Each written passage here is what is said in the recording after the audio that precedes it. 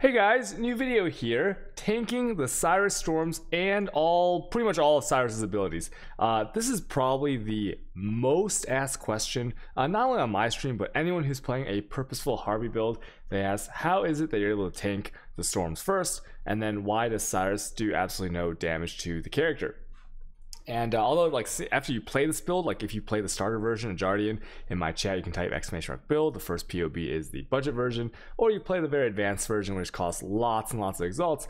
It seems pretty simple, but I can go into a little bit of the mechanics. So it is a combination of mitigation and regeneration. Through Zealot's Oath, your life regen is going to become ES regen. And it's important to note that it's ES regen, not ES recharge, because those two are different. When I hit tab, you're going to see here, this is an Awakener 8. The way that you know it's an Awakener 8, if you're ever selling or buying an Awakener 8 carry, or you're just buying the Awakener, is that it has to say monster level 84. Any lower than that, and that means that they didn't activate Sirus with all the watchstones in, and it's less. So don't get scammed that way, or don't get like tricked that way, right? If you're buying or selling the Awakeners. And so yeah, monster level 84 means that this is a guaranteed Awakener 8. When you fight them, it's a little bit harder. Everything does more damage, including the storms and the Awakener beams. So if you're playing this build and you're not quite there yet, and you're like, okay, Awakener 4, Awakener 6, easy, you know, I can tank all the shit, and then you get to Awakener 8 and then you can't do it anymore, it's because it is scaled. I have a handy dandy little reference sheet here. This is POEDB, Sirus Awakener of Worlds. You can find pretty much any boss, any monster in the game. You can see their damage types, how much HP they have, the different zone levels, all kinds of crazy details on this sheet. I'll refer to this a little bit later, okay? So the core tenets of this mechanic is regeneration of your energy shield, and for my version in CI, and then also a lot of mitigation. So I'm just gonna go ahead and open up. As you can see, I'm in the storm here, whether I'm moving around or not. You know, look at my ES here, right? I'm pretty much at full, and this is like the cool version, the version where you stand in the storm and you're like, okay, you know what? I'm gonna stand here the whole time. Open up my defense sheet. My estimated physical damage reduction is 90. It's important to note that with 0 armor, all right, if I didn't have determination and I did not have any kind of armor on my gear, if I had all ES pieces, no armor on any abyssal jewels or anything like that, like nothing on the tree, I would still have 90% physical damage reduction. And this is the baseline I'm going to refer to because you should get here very easily. And I'll tell you a little tips and tricks though later on in the video. Then, if you look at here, now you might be like, if you look at my gear, it's like, oh, you don't have much res. How are you getting that res? And that's because I have all the purities, okay?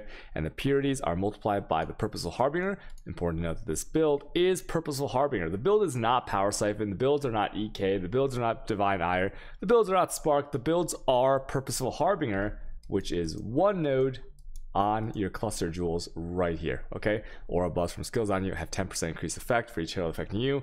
That, since you have 5, each one of these nodes is 50%. You start with 9 of them, you can go up to 12 of them if you're a Scion. And so that is super important. So we're establishing a baseline here. We're established that we're estimating that you have 90% physical damage reduction, and we are saying that you have 90% resist here, okay? You'll be way over that, even if you don't have, you know, whether you have 12 or 9 Purposeful Harbingers, okay, way over it, because it multiplies the uncapped resist and then also the maximum resist. Now, let's say that you want to know how to get this, right? Now, to me, it seems pretty easy, but I guess I'll go over it in case you don't know.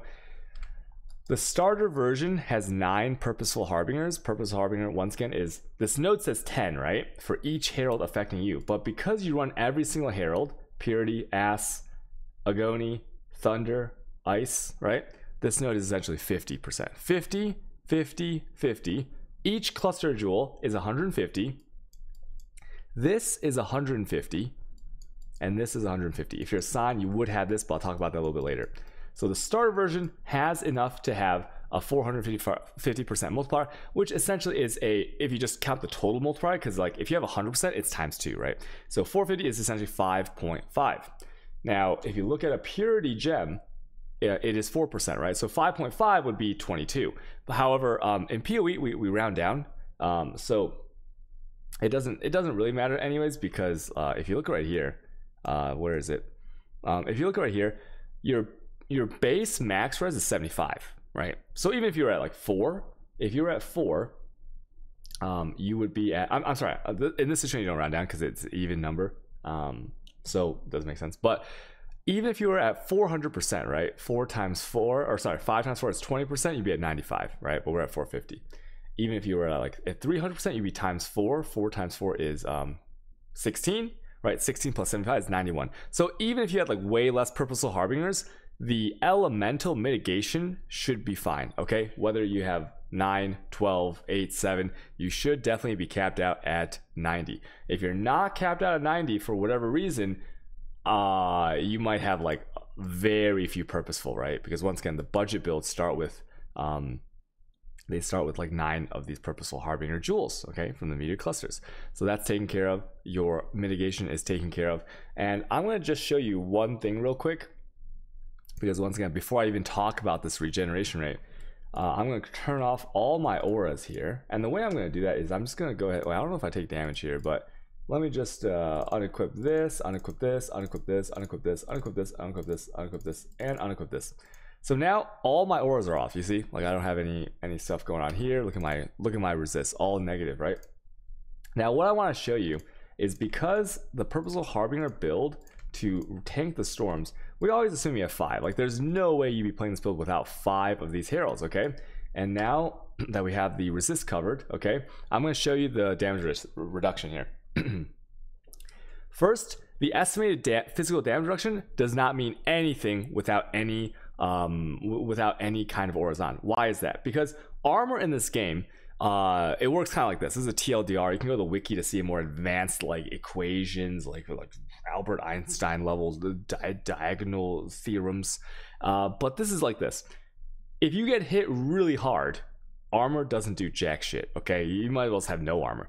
If you have a lot of tiny little hits, like little skeletons coming up at you and like poking you and stuff, then armor, a good amount of armor does a lot. Like it might as well just be like a billion armor, because you're gonna just absolutely ignore some of these smaller hits. Okay, that's how armor works. Because in a bossing scenario, you're gonna get hit really hard. Okay, if you've ever been auto attacked by a Braun, Braun is the Crusader. He's like, you know, he's like the old man, looks like Santa Claus. If he's ever done that backswing on you, that's like one shot my characters before, not this character, but like other characters, because that is a huge physical hit that even if you have like a decent amount of armor, it's not real mitigation, okay? Because armor is worse the bigger the hit is. Once again, look at the PWiki for more description on that. So this 5% right here might as well be nothing, okay? This is estimated damage reduction. I don't even know how it estimates that, but it just count this as 0, because this is estimating not based off of my ascendancy here, like the 1% phys damage for every aura, because I don't have any auras on right now. It's estimating from this very small amount of armor which I have on my gear. So let's ignore that. Now I want to show you what happens when I turn on an aura, okay? And for this example, what I'm using, you might have something completely different, and that's okay. The things I want to know is that Flesh and Stone right here is not an aura. You'll see this because when I turn it on, see, it doesn't change, right? Heralds are not an aura. See, if I turn this off and I turn it back on, nothing happens, right? It is not considering itself an aura, although you do need to have it on to buff the other auras for armor. Now, let's take a look at the purities. When I turn on this purity, this is going to shoot to 11%. See that? It's 6% flat reduction, which is not functioning like armor. It's just reduction, right? Very strong, because my purposeful Harvey is multiplying this, okay? And you might wonder, wait a minute, you said that you had 9 purposeful Harveys, right? And I do. See, 3 here, 3 here, and 3 here. And you're like, what? But that doesn't make sense, because 4.5 times 4.5 times this, or I guess like if it's 5.5 base or whatever times this, that, and it rounds down, then you should only get 5, right? Well, that's actually pretty funny, because what I'm getting is, if you look right here, I've taken this, so I have normally I would go from 5 to 10, right? But because I have the 450 here, and then I also have 6, 14, so that's 20, and then 20 plus this, that's 30, and then 30 plus this is 36, and then 36 plus this is 45, And then 45 plus champion cause, which is on the anointment on the amulet, is 50. Okay, is it over 50? It's like 51, I think. Okay, why is that important? Because that 50% that you get on the tree, and not all builds have this. I mean, my Scion doesn't have it because it's a flat like 6 times, right? 7 times.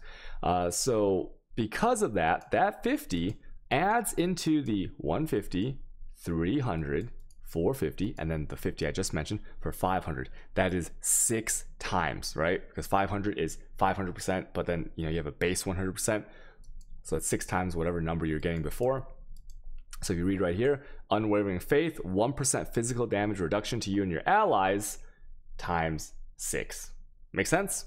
And so that's why when I turn on my aura, I go from 5 to 11%. So 6% per aura. And then as you see, as I turn them all off right here, you see like it goes 6% each time. And it's important to note that as I'm turning on these auras, it's always the same. But watch this, and actually I should prove this to you guys first, because some people are gonna be confused about this. You see this node right here? If I take off my auras, let me just like do this so I can show you from scratch. So it's a good example, okay? So let me turn these off. This one doesn't really matter, but because that's not really an aura. But do I have all my heralds on? Yeah, I got 5 heralds on. Okay, so we're back at 5%. Now watch this. If I unspec this, so I'm dipping, like I'm at like 480 something, right? Now watch this. I took off that one tiny node, which is nothing compared to the 400 something, right? 500 something. Now look at that, I'm at 10. And so that kind of shows that one little threshold bump, because PoE always rounds down, you need the full number to get to the next one. That might make a difference for you if you don't have the reservation on your build when you're starting out, when your budget to fit in all of the auras. That 1% could be huge, because let's say you can only run 10 auras, then that's 10% additional reduction, right? Make sense? Okay, now let me show you how it works on mine, so you see you have some leeway here. Oops, I don't want to refund that. I want to put this back.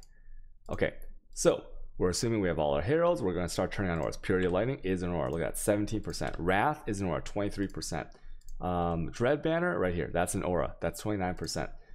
Determination is an aura. That's 46%. And then, wait, how did it go from 20? Wait, how did it go from 29 to 46 though? Oh, the armor, it upped the armor, sorry. So it's counting the reduction here, but let's just assume that it's not, right? And then I have my vitality, that goes to 52. Okay, and then let's put on the precision, 58. And let's put on that, and let's put on the hatred, and you're kind of seeing a pattern here, just goes up by 6. But here's where it's important, right? So let's say we take away the determination, I guess, because determination we can say is 6%, right? We're not gonna count the flat armor, because that doesn't really matter. All right, clarity is obviously an aura. We're at 71, and then we're gonna turn on the where's my haste? Haste, look at that. We're at 77, and then this is okay. Aspect of the Avian is actually not an aura, but it does grant sizable buff, so it does not an aura though, so don't count that in there. Discipline is an aura. We're at 83. We got Graze here. We're at 89. Now, if we minus that 5%, right, we're at 84% physical damage reduction, and then so yeah, 89 minus the 5 is 84. When I turn on this determination, I'm actually at 90. Okay, now we're over capped on 90, but they capped at 90, so I'm at 90% physical damage reduction, like flat, like without any armor. If you take off the determination buff to the armor and all that stuff, right? So really, what that means is that you can actually substitute determination out for something else if you want to, right? But like I just like it in there, right? Because this makes me feel safe. Okay, and then that, as you can see, like these are whale auras, so these don't count, right? It's funny because like on a Scion and stuff, for attack speed purposes, these actually do count. When you pop these, they count as like a double, so you get like additional attack speed modifier and stuff. But I won't talk about that because I'm not talking about Scion. We're just talking about regen today. Okay, and all of this, as you can see, it's like it like makes sense once you've played the build, but I'm trying to help people like work their way up step by step why they might not be able to tank the storm. And this is just the first part, right? So we have 90%, now we have actual 90% physical damage reduction, and we of course have the 90% elemental protections there. All good? Great. That should be your baseline right there. This doesn't even matter if you're fighting bosses in maps. You're gonna have this. This is what you're aiming for with some decent gear, even if it's like kind of budget gear, right? Okay, so I've shown that. And this is all before even talking about the regeneration. Now, I can give you some base numbers here. On my Scion, who has the same stats in terms of defenses, my Scion with 90% phys reduction and with 90% all resist can fully tank the storm. What do I mean by fully tank? Fully tank is this. I stand in here, and if I, like, let's say my game doesn't crash, okay? Pewee has some performance issues right now. If my game does not crash, I can stand in here indefinitely. I will never die. Whether it's standing here for 10 hours, 10 days, the character will never die. That's called fully tanking the storm. There's another method, which is like you're partially tanking it, which just means that you're able to tank the storm until Sirus spawns. Okay, that's another version, and that just means that this, because I haven't talked about like the regeneration part of the Jardian ascendancy that you also get as Ascendant, but there's a version that you can stand the storm, because when Sirus procs, okay, actually I can just go show you. Okay, let me just go show you real quick. Okay, I'm gonna proc him and get him through the first phase. He has a minimum travel distance. So like, ooh, what's this? So we okay, yeah, let's do the role play here. All right, I'm doing this. I'm not gonna pop flasks. Right here, when he pops a storm, you cannot auto target, right? Because if you're a normal build, you're used to doing this. Ah, furry of the cosmos. Ah, a rain of stars. You know, and you get one shot here, right? Boom, you're dead. That's what happens to my impaler sometimes. But okay, you see how I went back there and he procced, right? But if I were to sit under him the whole time, he would have had a minimum travel distance to proc. Okay, I'll show you like that. This is an example of what like you do as a normal build. You wait for him to come out until the storm is safe. But since we can tank the storm, let me show you this. Wow, I wasn't doing very much damage there. I can tank that meteor too, by the way. You can take everything in this awakening. Okay, so watch this. This is the point I want to show as to why you don't need to fully tank the storm. It's just like kind of like a flex, kind of like, watch this. See, not proccing, not proccing. I'm under him. He's not proccing, not proc. Boom. It takes a minimum amount of travel. Usually on my screen it's like a couple inches, right? And also it's good because like in the storm my attack speed's super slow in here, right? Look at this. And so you're not going to do much damage to it anyway, so it doesn't even matter if you can tank the storm. Okay, I just want to show that real quick before I go into here and talk more about the tanking. Okay, so I just want to show that. So there's full tanking, there's partial tanking where you can stand in here until he procs, and then there's a type of tanking that I'll talk about, whereas you can't do either. Like you're gonna die if you're in here for too long. Before you probably like let's say your thing goes down like that kind of, and you're pretty much gonna die. Not as fast as regular builds, right? Way slower than regular, but you still are in some danger if you stay in there. And the reason why this is also okay is because of what I just showed you. If he has to travel a certain point, it's okay to do this, right? Like you're safe, you're not DJing, and he travels, and you, after killing this guy a lot of times, you know how far he has to move. So what you do is you watch him move, right? You're safe because you see these sparks flying off me. That means that the storm is doing damage to me, kind of on the edge of the storm, okay? And what you can do is once you're used to how far he has to travel, you can just dash in, proc him, and when he's procced, you can't do anything else. You have to wait for him to do his thing. So you proc him and you dash back out and you are safe, okay? And he comes down at exactly the same time as someone who can fully tank the storm like this. There's no difference, so don't worry too much about it if you can't fully tank, okay? I can't stress that enough because everyone wants to like tank the storm perfectly. But like for me, I'm streaming, right? So when I stream, I want to be a cool guy, like not looking at explosions and like doing all this cool stuff. So for me as a streamer, I absolutely want to take the storm because this looks really cool. But people as a solo player, and you're not like really trying to impress anybody, you know, like why does it matter, right? So with that said, let's move on to the next part, right? Which is like, so you can proc them and stuff like that. Let me talk about the second part here. So there's this node right here. Where is it? The regen. I don't know where it went. Hey, where'd it go? Disappeared. Is it here? Where's the 30% one? Oh, okay, right here. Okay, you guys see this right here.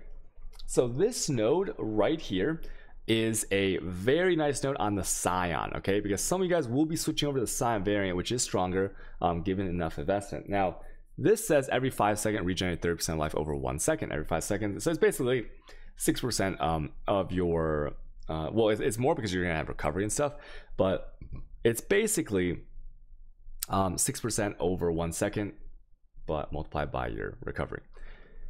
This on the Ascendant is a baseline thing because you take the Ascendant, the Jardian ascendancy points, and you get this like reduction here. You get 0.1% life regen per second to you and your allies, but you also get this for free. And on the SCION, it's a little bit weaker. It's 20% of life over 1 second every 5 seconds. So essentially it is 4% of your ES per second every second, once again, multiplied by your recovery, okay? And the reason that this is so strong is because as Scion, you can kind of stay in here and you can like take a little bit of damage, and then every 5 seconds you'll see your ES like shoot up, right? That's like what I mean by like kind of like semi-tanking. You can do that. Baseline numbers.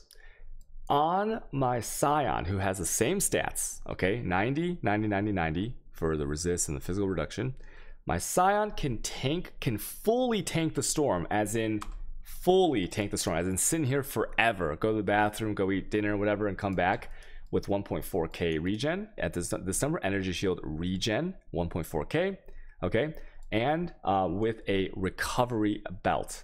Okay, and I don't have my recovery belt, but it's just a belt. Right now I'm using header because I was mapping. And with a recovery belt that says the tier 1 recovery, energy shield recovery is, I believe, 15 to 20%. You can divide it 20, and then you can use the defensive catalyst on it to get to 24%, right? 20%. Additional times the 20%, 1.2, yeah, 1.24. So with those two things, no replenishing presences, no what's it called, no Watcher's Eye, right? This is my Watcher's Eye is full damage. Okay, I don't have I tried out some Watcher's Eyes with discipline and male violence and these things that give regeneration, vitality, things like that. You don't need it, although it is very helpful for someone starting out if you are having trouble. Okay, and with that, she was fully able to tank the storm. So if I were to do the math, let's say that she was at 1400. An important note, recovery does not show up in this sheet, okay? And remember to look at regeneration, not recharge, okay? Because recovery goes into regenerate. Now recovery is all sources. It's like recharge, regen, and leech and stuff like that. But for this example, we're only looking at the regen. So my Scion with 1400 regen, which is like nothing, times 1.24, which is the recovery from the belt. I'll show you the belt in a little bit. And so that like 1.2 times 1400 is like 280. So 280 plus 1400 is 1680. Essentially I have 1680. Well, there's a little bit more, right? Because like 4%, so 4% times it's another like 64 or whatever. It's essentially around like 1700 regen, okay, with 9990, and you can fully tank. If that character takes off the ES belt with recovery on it, then what you can do is you can stand in the storm for a very long time.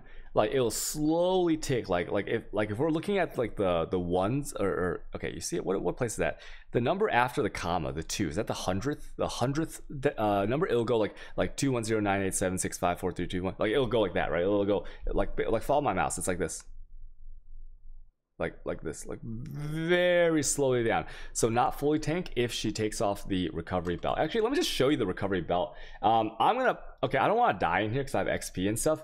So how do I like get out of here? Here's what I can do. I can just exit the character select because I can always come back in this zone. It's a 15-minute timer, I think.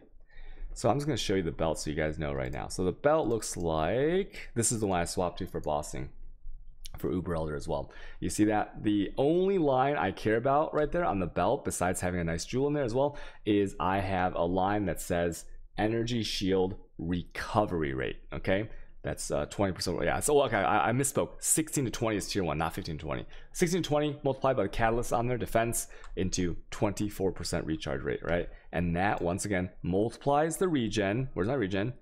Hold on. Wait, it's not showing up in here because I'm not in a zone with regen. Sorry, because my auras aren't on. I'll go back to my hideout. So that is going to multiply right here. Yeah, you see that? Okay, it's going to multiply this number. On the Scion that has a lower level, and I'm giving you the Scion numbers because those are way lower levels, same level regen. Now, the amount of ES doesn't matter, okay? And the reason for that is because it's already factoring in the percentages based on your current ES. So if this said like 3.8 thousand, like it does right now, it wouldn't matter if I had 100 ES regen or a million, right? Because the regen number wouldn't change. It's already factored in with your ES numbers. Okay, let me go back in here. So that is important to know, okay?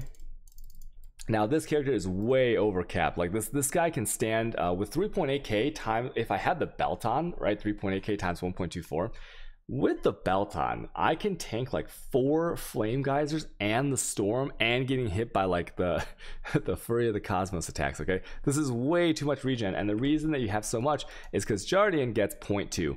for each aura from your skills, right? Whereas Ascendant only gets 0.1. That's why it's the Ascendant has a lot less regen base number here. Okay, and I'll just show you what I mean. Let me go fight Sirus real quick and tank some stuff here. So let's see. Oh, okay, okay, flame geysers right here. You see that? That's 2 flame geysers that I'm standing in, and I can't take any damage. I take damage fast, but it goes up and it's infinite, right? And so I'm gonna fight Sirus a little bit to just show you. I mean, oh, this is like his last phase, and usually you should have the deeps here to kill him before he does any phases. And I got a profit count. Wow, garbage game, by the way. So that's basically how it goes, right? You can just tank all this stuff. So closing thoughts on this is everyone always asks for a baseline of what do I need for tanking the storms. And I can tell you from the minimum that I've tested to fully tank the storms is 90% actual physical damage reduction, 1400 with the recovery belt, around 1700 energy shield regeneration per second, and of course all capped. Now, why did I bring up that website at the beginning? Because some of the other attacks, if I had gone through the Sirus fight and actually been hit by his giant meteor in the last phase, die, that beam, Fury of the Cosmos, degen ground, things like that, the reason none of that stuff matters is because I am CI, okay? And I forgot to kind of mention that when you're CI, you don't take any Chow's damage, okay? None at all. Poison, Chow's damage, hits, whatever, none. And if you look at this graph of what he's hitting with his actual hits, all the stuff is pretty much like physical a little bit, okay? And then also converted into the elements, and then converted especially into Chow's damage. So if you are CI, it makes it, these numbers are reliant on CI, okay? You can do the math for low life. Low life can tank all the storm. It just takes a lot more investment into things like replenishing presence, and you need to get your capped Chow's resist into 75 instead of being at 100 like us CI characters are. Okay, so and that's why I showed this graph, because you can easily see that every single ability is converted into the elements and then converted into Chow's damage as well. Okay, that's why you need the mitigations. You can look on that website. Once again, PoEDB if you want to see more details. So these numbers are all, once again, with CI character. I'm gonna mention it once again because, you know, I like to repeat myself a lot in these videos because the first time around, sometimes it doesn't click, right? And so 90% real reduction, okay, calculated based off of the physical damage reduction per aura, okay, real auras, not just like the swirlies, because some of them aren't auras. For example, you know, Flesh and Stone and Aspect Avian aren't actually auras. So 90% phys reduction here, 90 resistances here, and then of course making sure that you are CI and you can tank it with about 1700 ES regen, not recharge, because recharge will never work, because when you're taking damage, your shield is not going to like be bouncing up and down, because you're not going to be taking things like, what is that thing, like Wicked Ward or something like that. So and then without the recovery belt, you can pretty much stay in the storms for a very long time at about 1400, right? So 1400 with a recovery belt at 24%, right, is fully tankable. Without that recovery belt, only 1400% and 90. You can stay in there an extremely long time. Those are the baseline numbers I'm going to give you. Try to go for those numbers to start. I think replenishing presence, which is like a jewel that's on here, maybe I can just show you that jewel. I think that's a debate. It's an extremely expensive jewel right now if you want the 1% mana reservation implicit. Let's see if I have any here. I don't have any, I sold them all. I think that's a debate. You don't need that. Other little tips is this node right here. And the reason I'm going to mention this is because this node can help out newer players when they're first trying to tank the storm going in and out, because you see that Queen of the Great Tangle. So that node right there is from Jungle Valley. You can kill the Jungle Valley boss to get this 50% increased recovery rate of life and energy shield if you stop taking damage over time. Recently, storms are damaged over time. The stuff on the ground is damaged over time. So as long as you jump out of the storm or like jump out of a puddle, you'll pretty much instantly for 4 seconds get 50% increased recovery rate of life and energy shield. Now that's a double dip, because vitality is life, it increases that. Vitality is Zealot's Oath, with Zealot's Oath goes into energy shield, it increases that, right? So it's a little bit of regen. And then another thing you do if you're really lazy is you can do this, because 2 Kohamas, I haven't gotten on this character because the Jardian has way too much regen. and that is when you're stationary for 4 seconds, you get 2% of your thing as regen. Okay, that helps a little bit. That's pretty good. Okay, so you can get 2 Kohama if you want, but this one will help as well. For mapping, I use like Lunaris and this because I don't need any kind of that weird stuff. Okay, another little thing is what was also I gotta talk about in there. The Sirus fight overall is pretty easy.